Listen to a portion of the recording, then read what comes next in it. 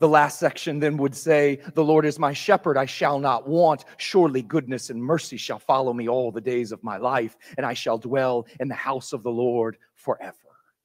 That last section wraps it all up by telling us that the Lord is my shepherd every moment of every day. For all of my life and for all of eternity, I shall not want because He is everything I need.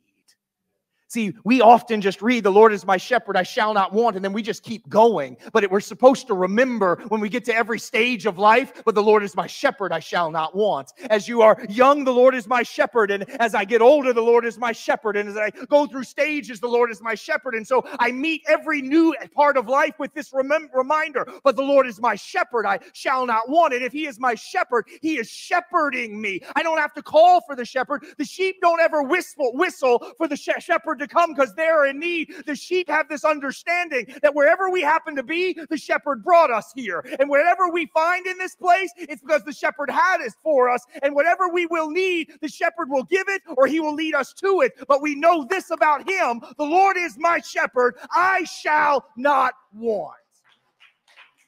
Because you know what the opposite of want is? Rest. You know why some of us aren't resting? Because we won't stop wanting. We won't stop wanting. We won't stop saying, yeah, this is good, but what's next? Yeah, I like this, what's next? Some of us, right, we finish a meal and start talking about what we're going to eat at the next one. A lot of us live that way.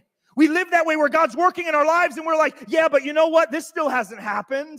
Yeah, well, when's this going to happen? When's the next thing? When's the big thing going to happen? That is a life of want, and it will never produce rest. Because rest says, the Lord is my shepherd, I shall not want. That rest says, I have been in green pastures and beside still waters. He shepherded me then. And now that I find myself in the valley of deep darkness, He is shepherding me now. I have been surrounded by friends, and He was my shepherd. Now I'm surrounded by my enemies, and my shepherd will prepare a table for me. I have been strong and I have been young, and it was because the Lord is my shepherd. And if I've gotten a little older and feel a little weaker, the Lord is still my shepherd. That hasn't changed. So the one who led me into the one will lead me into the next. That is what rest looks like. Psalm 23 is what rest sounds like. It is this belief that I have a shepherd. I can rest. I don't have to find my way. I don't have to make it happen. I don't have to dot the I's or cross the T's. I have a God who takes care